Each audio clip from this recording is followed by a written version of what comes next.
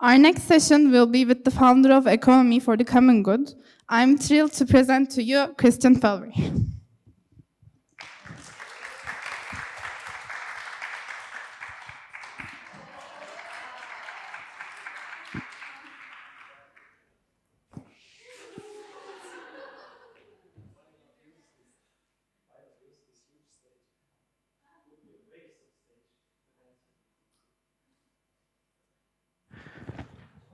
Why not use this huge stage? It would be a waste of stages if a dancer didn't use it.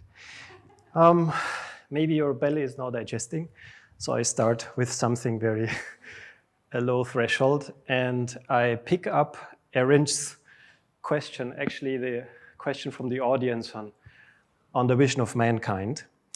And if I ask people what allows your human relationships to flourish, the answer is usually, I'm asking you seriously, which values, which qualities, which values, which principles allow your personal human relationships to flourish? Respect, trust, love,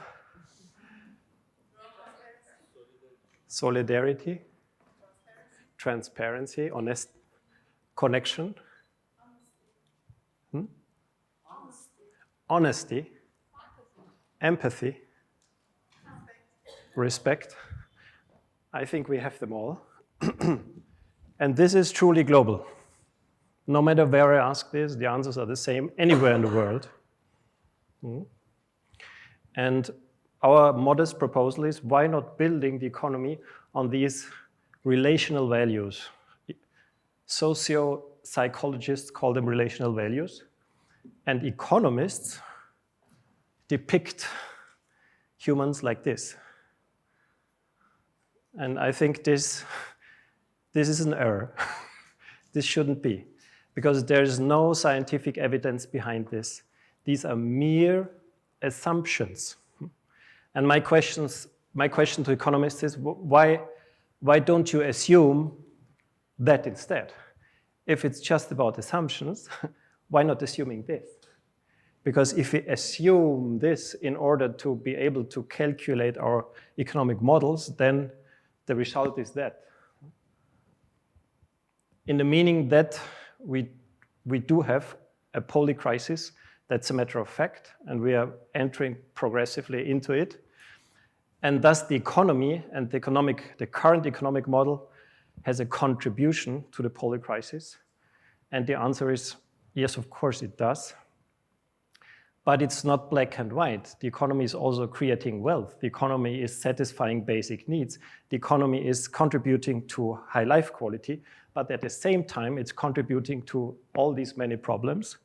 And as a consequence, a majority of citizens in 30 countries, 40,000 citizens asked in 30 countries, they say that the current economic model is contributing more to the destruction of our foundations of life than it's contributing to creating welfare. So it's doing more harm than good. And we have already seen the planetary boundaries, and I just want to draw your attention to one of these, because I think it's even more dramatic than climate change, and it's loss of biodiversity. It's here. And we are one species out of 8 million species that we know so far. 1 out of 8 million. And over the past 150 years, humans have extinct 1 million species, or 5,000 species per year. And this is a massive extinction on purpose. And I just want to give this as a meditation. What does it really mean that one species is extinguishing 5,000 other species per year? So maybe not everybody is acknowledging that there is a need for change, but ever more people are acknowledging. And recognizing that there is a need of change. And here are the many alternatives. I think this conference is a great opportunity to show that there are many of alternatives. Tina is not true. Tina suggests there is no alternative to the current system. And the answer to Tina is tapas.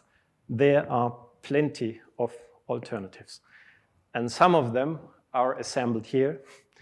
And the prosumer economy has made it in the list. And the economy for the common good is the last one in the list because we consider ourselves one of the younger models. We started in 2010 from Austria, Germany, Switzerland, Italy. And in those 14 years since the start, we have spread to some 30 to 40 countries on all continents. What we try is to offer a truly holistic alternative. What does this mean? On the one hand, we offer a complete new theory of the economy, including everything that has proven to be valuable and stable, but proposing new elements for the economy where we think that we can improve. That's the theory of change. At the same time, we're a movement similar to other movements with agents in the business field, municipalities, schools and universities. And at the moment, there are currently 5,000 people engaging in the economy for the common good movement internationally. Last but not least, we understood that no matter how beautiful our alternatives are, how convincing or even compelling like the donut, there is still no guarantee that policymakers will implement our proposals. Because democracy is not set in place everywhere, and even where it's set in place in its best form, we call these liberal democracies, it doesn't work as it should. In the meaning that when the citizens, or at least the majority of the citizens, is convinced of a good idea, government and parliament do not implement it automatically. In the liberal democracies, we call this post-democracy. It's a scientific term in political science.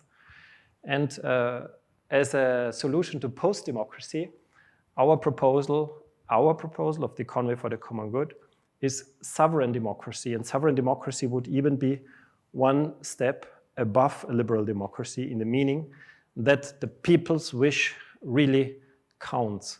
How this works, I will play with you, at least with 10 of you. You can already prepare for being a candidate for the game at the end of my presentation. But I start with the model, and you see it's somehow similar to the donut. And what we say here, that the economy is, from a holistic perspective, it's nothing isolated from other fields of society or separated from the cultural context or the ecological foundations of life. It's something intrinsically embedded. And the purpose of the economy, first and foremost, is satisfying all humans' basic needs of living and future generations, but within the planetary boundaries and aligned with democratic fundamental values. So not through egoism and competition and growth and these kind of pseudo values, but aligned with fundamental democratic values, such as human dignity and solidarity and justice and sustainability and democracy, or those relational values that we already took a look at. And as a consequence, our suggestion is that the overarching goal of economic activities should be the common good, and not first and foremost to make money. This is a different story.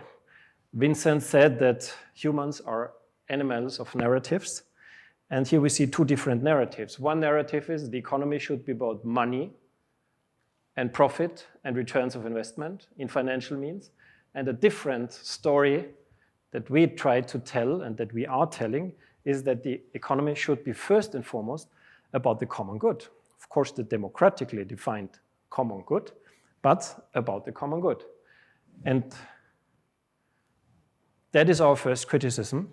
Economists should acknowledge it and should inform students of economics about this and not just tell one side of the story or one option next to many other options, because then it's disinformation or at least miseducation. If you only present one option and skip out the other. Whereas 2,300 years ago, others already informed us about two options. Aristotle defined the oikonomia, the original term of economy, by a way of practicing activities where the common good was the goal. The well-being of all household, oikos, the household, and the well-being of the household members was the goal, whereas money or capital or other material goods were just the means. This was the original true economy.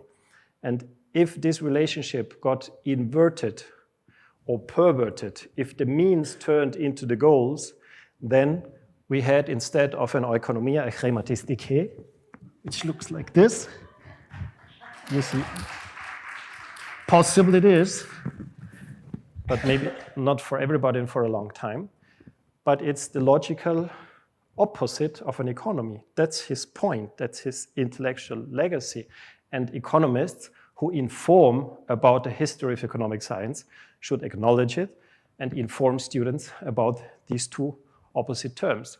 Oikonomia is by definition an economy for the common good. And surprise, surprise, oops, where did I go? Constitutions acknowledge it. There is no single constitution in this world that says that the overarching goal of economic activity is the increase and accumulation of capital. You will not find a single constitution. Not all constitutions are clear, like the Turkish constitution. It's a little bit more poetic, but it's not talking about accumulating capital either. That's for sure. And some are even more clear and explicit, like the first one.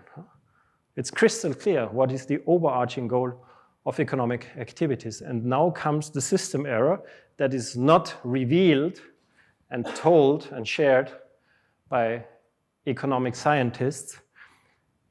We're measuring success not according to the goal, because the goal is the common good, but we're measuring success in the economy according to the means. And this is, from a point of view of success measurement, a failure, because success is always and everywhere measured first and foremost according to the achievement of our goals, and not first and foremost according to the accumulation of the means. So a correct method of success measurement in an economy would be that. And that should be revealed and shared by economists. This is crematistic science. This also can exist, but then they should rename themselves into crematists and let the field of economics to those who propose a common good product as a successor and a replacement of GDP, who suggest a common good balance sheet for companies and a common good exam for investments. Talking about democracy, and again, picking up Vincent's point on the readiness of the population for sufficiency, there is a representative survey in Germany. If the people, the citizens of Germany, prefer to continue with GDP, or if they prefer to shift to a multidimensional, multifaceted goal system for the economy. And the result, like, for instance, the gross national happiness, that was the question. Gross national happiness of Bhutan, they have already replaced GDP by a broader set of goals. And the result was that 18% of the people preferred to continue with GDP, less than 20%, whereas almost 70%, 68%, preferred to shift to a gross national happiness or a common good product. Again, my question to you, if you were invited to compose the nation's common good product for Turkey, and we would include between 10 and 20 ingredients, like sub-goals, the most important conditions for the highest possible quality of life in this country, for the highest possible common good in this country. which ingredients, which sub-goals would you most wish to be included? Equity? Sorry? Equality. Equality, gender, justice? Justice, fairness.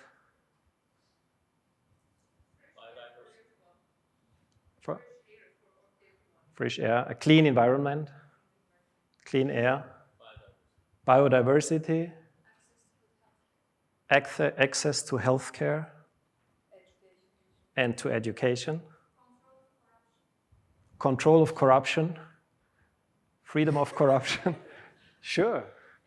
And what is first of all, what is the most urgent and important of all?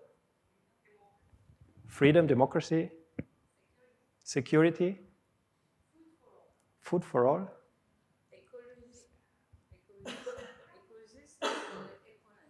ecological stability, security. One more. Happiness. Peace, but well. No. Again, this was a crash course into a common good product. Our proposal is that we take at least a whole year for a thorough process, maybe 2 years. It's worth the time spending into thinking collectively about the most important conditions for a good life for everybody. And this would be the common good product. And we would then strive directly for the goals. Because if GDP grows, it may be that some people are better off, but it's also possible that all people are worse off. So it's not precise, because it's not measuring the achievement of the goals. That's the point. It's the most important criticism of GDP. It's not measuring the achievement of the goals. So what is the alternative? A, defining and agreeing upon the goals, and B, measuring the achievement of the goals. That would be the democratically composed common good product. But one step is missing, because although we define health, for instance, as one sub-goal, we cannot measure it. That's why we need, on a second scale, measurable indicators. And the good news, that is what science is for. And it's possible.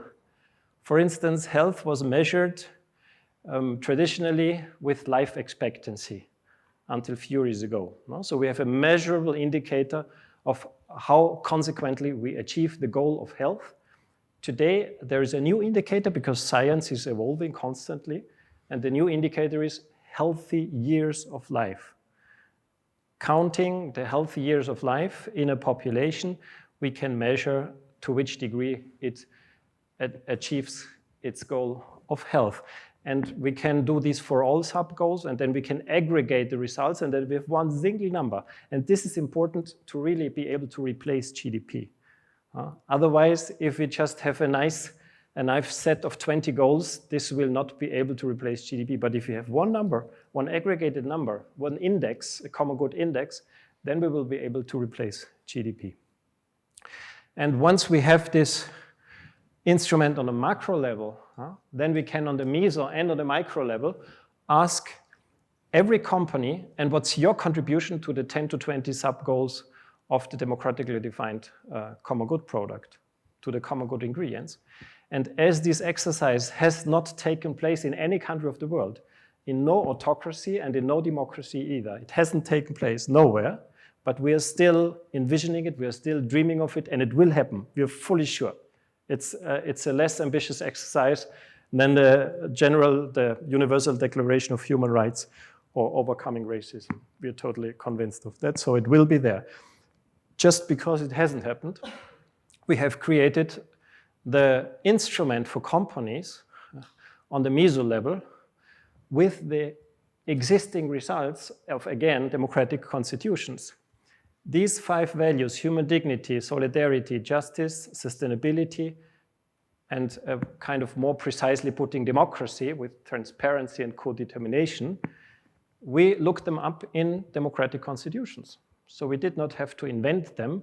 We took them out of the democratic documents of highest legitimation, And we are asking organizations of all kinds. It can be university, it can be the city of Istanbul, but up to today, it's mostly companies, how consequently they are living up with these values according to all their stakeholders, from the beginning of the supply chain to the 7th generation in the future.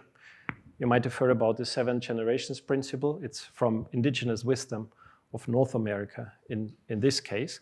And in the fields of intersection, we tried to define the 20 most relevant common good topics.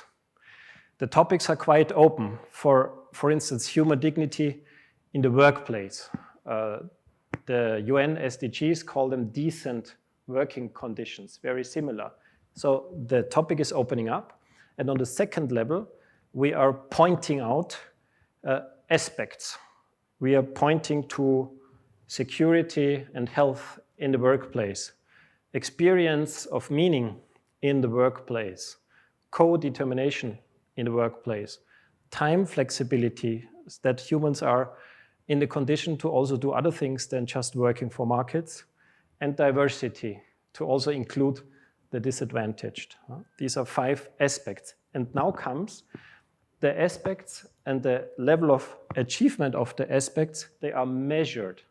So it's very important to treat these qualitative values in a quantitative way in order to get a quantitative and comparable result. And this is the score of the Common Good balance sheet. Companies can score up to 1,000 common good points. If all companies achieved 1,000 points, we would have full employment, full gender justice, no poverty, no hunger, clean air, and you could drink from every river in the country without a health risk. This would be 1,000 common good points of all companies. But you can also achieve down to minus 3,600 points. How that? Because some of the misbehaviors of companies, such as profiting from the violations of human rights, or discriminating against women, or shifting profits into tax havens, or distributing an excessive amount of the profits to shareholders, just for instance, they are so bad that they get negative points for them and they cannot compensate them with other aspects where they're doing better. And maybe this is the reason why greenwashing is simply impossible with the Common Good balance sheet, and no transnational corporation has done the Common Good balance sheet. So the 1,100 appliers that we have so far after 14 years, they are small and medium-sized companies, and only very few of them have a couple of thousand employees, which means that we are reaching the medium-sized companies.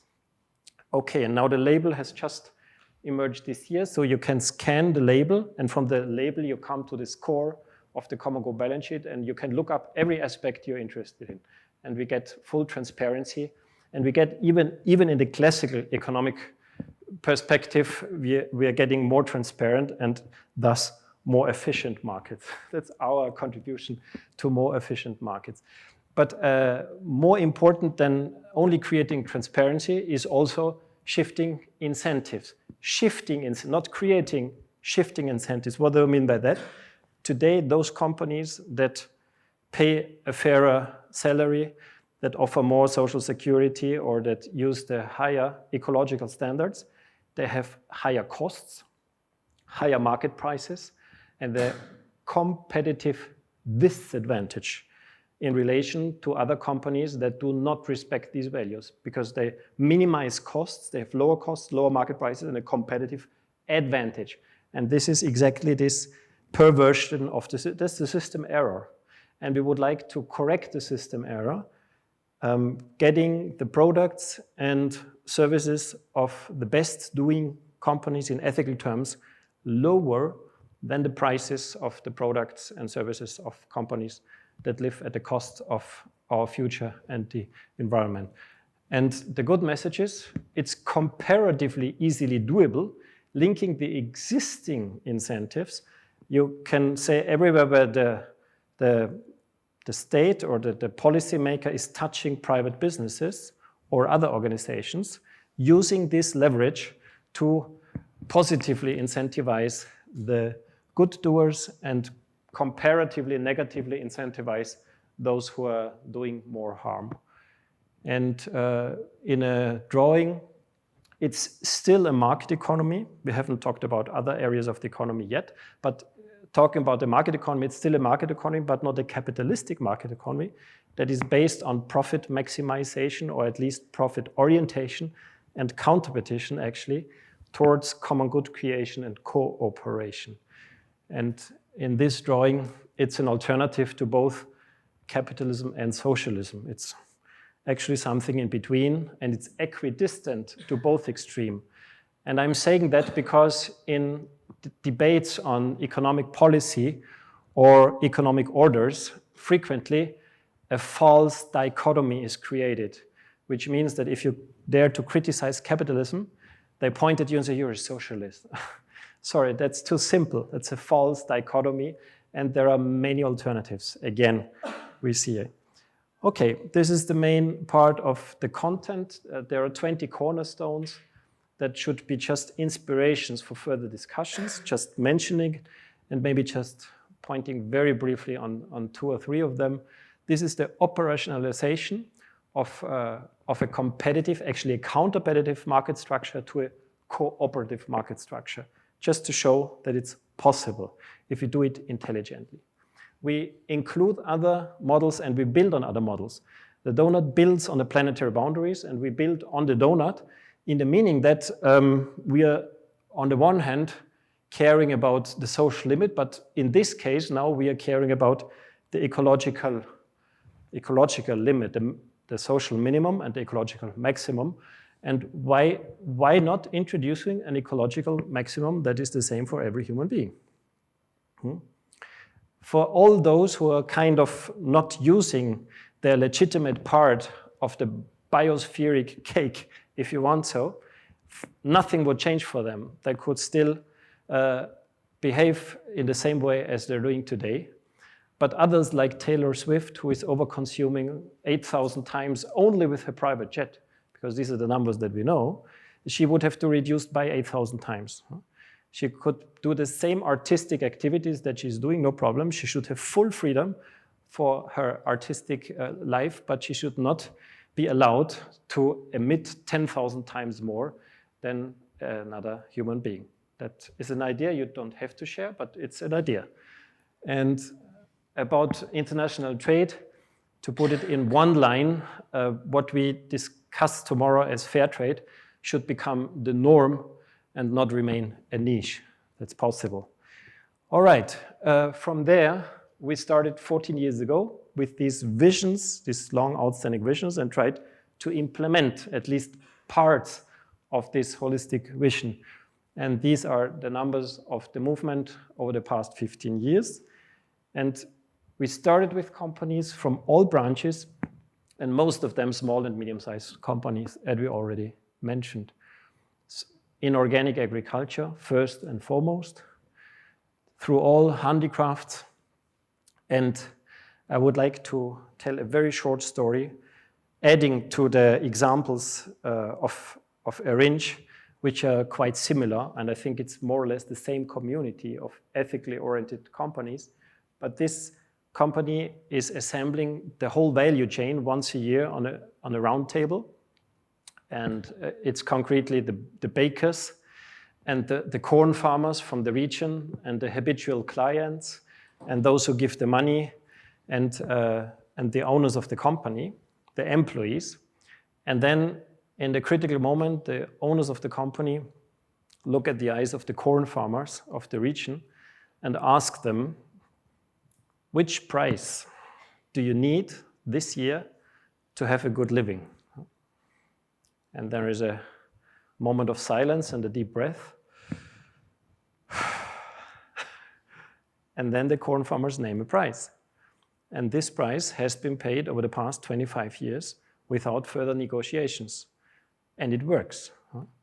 And it annuls the assumed law of supply and demand, which is just a thought and a possibility, and here's a different possibility. And the consequence is that there cannot be a law if you can break the law that easily. And so, well, I could now tell these stories from all branches. Here are some companies from Germany in the fair trade sector, just Naming El Puente again, you've heard already this company. They have also done a common good balance sheet because they want to prove the holistic approach that they are living. We have 8 banks so far. This is the biggest bank and it has less than 1,000 employees. It's still a quite comparatively small bank. And this is a public health insurer. And what they did is that they convinced with strong arguments, not with enforcement, neither even with incentives, just with strong arguments, that their clients are consuming less meat. And for that, they got an International Climate Action Award at the COP of Parties, Conference of Parties 2018 in Katowice, because they're so successful with that. Eating less meat is good for the health of people, but it's even better for the health of the planet, as we know. And just to get some flashlights that this movement is growing towards South America. And in this month, in May, Economy for the Common Good Japan was founded as a promotional national association. Okay, coming to the end, we are trying, as our vision is so high-flying, we know that our strategy has to be all the more grounded down to earth. And that's why we are developing these real-life prototypes. These are instruments that are successfully applied by either companies or startups or banks or municipalities or cities or schools or universities. These are real-life prototypes. And I don't go through all of them, just mention a few last ones. This is Austria's first common good current account and savings account. And savers and bank clients know that every single euro, or in this case lira, that you put on this account is invested 100% in organic farming or renewable energies or fair trade or the like. Not excluding weapons and pesticides. No. 100% sustainable, regenerative, redistributive economic activities. Municipalities are joining. And universities. This is the first state university of Germany that has done a common good balance sheet. Technical University of Nuremberg. And the European Union, its Economic and Social Committee has welcomed the economy for the common good as an economic model that is fit to be included in the legal framework of the European Union and its member states.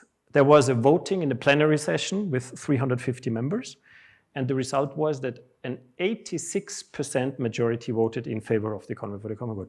So we enjoy democratic majorities if we have the opportunity to vote on concrete and substantial subjects. And that's the point. The European Economic and Social Committee is not the lawmaker in the European Union. I now have to look at the time. Do I still have 7 minutes for the game in the end?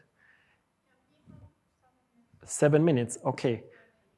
Then with the Q&A. Okay, well, it's 7 minutes with the Q&A, then I do not play, then I finish in 2 minutes, then we have 5 minutes for discussion.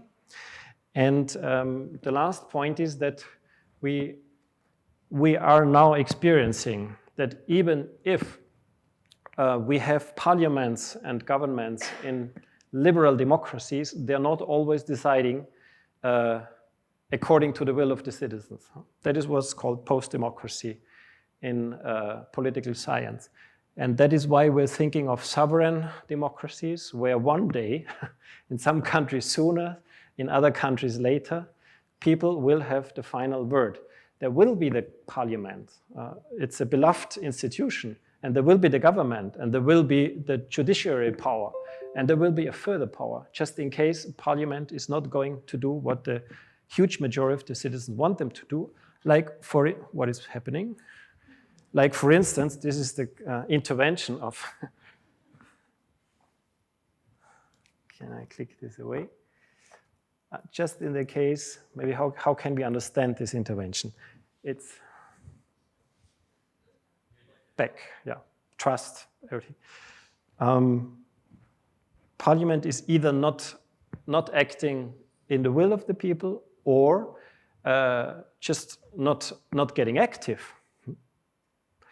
Like, for instance, inequality. We know from surveys from all over the world that no matter if in China, in Germany, or the United States, we have huge majorities of the population that think that the current state of inequality is too high, it's excessive. And the consequence is that people do not ask for full equality, that every person should earn the same and should possess the same.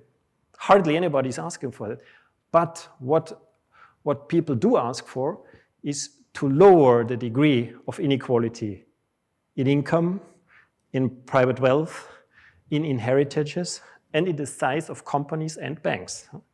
And we can do it with all four examples, and I'm doing it with the example of income inequality.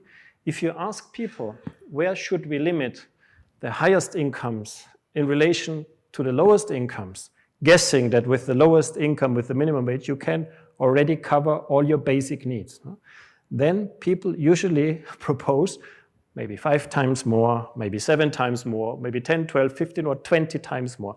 This is what people usually propose. You see the proposals on the left column.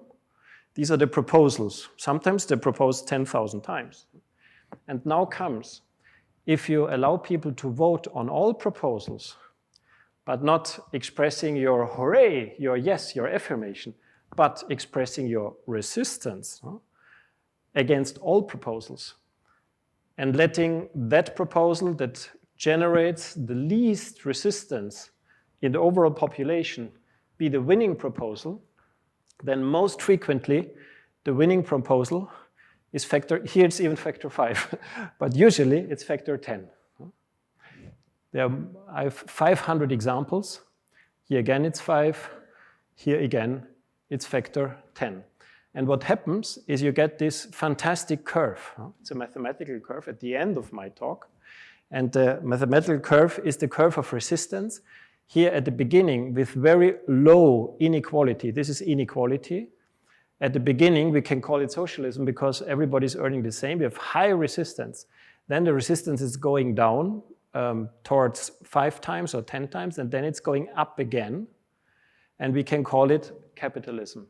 And the result, the interpretation is there is extreme resistance both against capitalism and socialism, and the lowest degree of resistance would indicate where a common good oriented economy would be, between factor 5 and 10 or maybe 20, that we would see if we made a formally legitimate referendum in the overall population. We're still waiting for the first country to do that, but we can start with exercises at schools, at universities, or in other collectives. Last slide.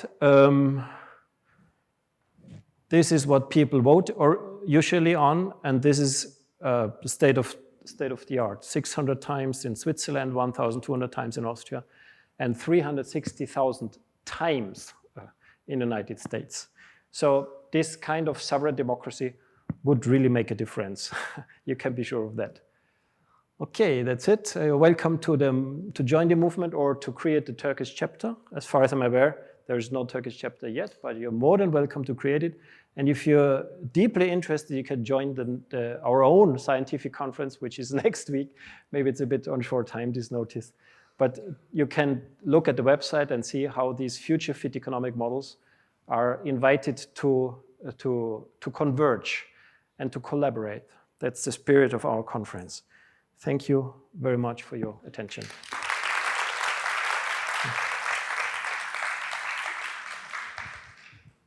And we have still 1.5 minutes for questions and answers. Thank you, Mr. Felber. Actually, we're out of time, but I would like to have one question for you. If someone has a question, please raise your hand. If we don't, I think we can leave for the coffee break. Okay. Thank you for your attention. After the break, we will continue with Georgia Bekridaki and her speech in the main hall. on Solidarity Economics. And in Cinema Room questions A, left. the panel on economy for the common good featuring Christian Felber will take place.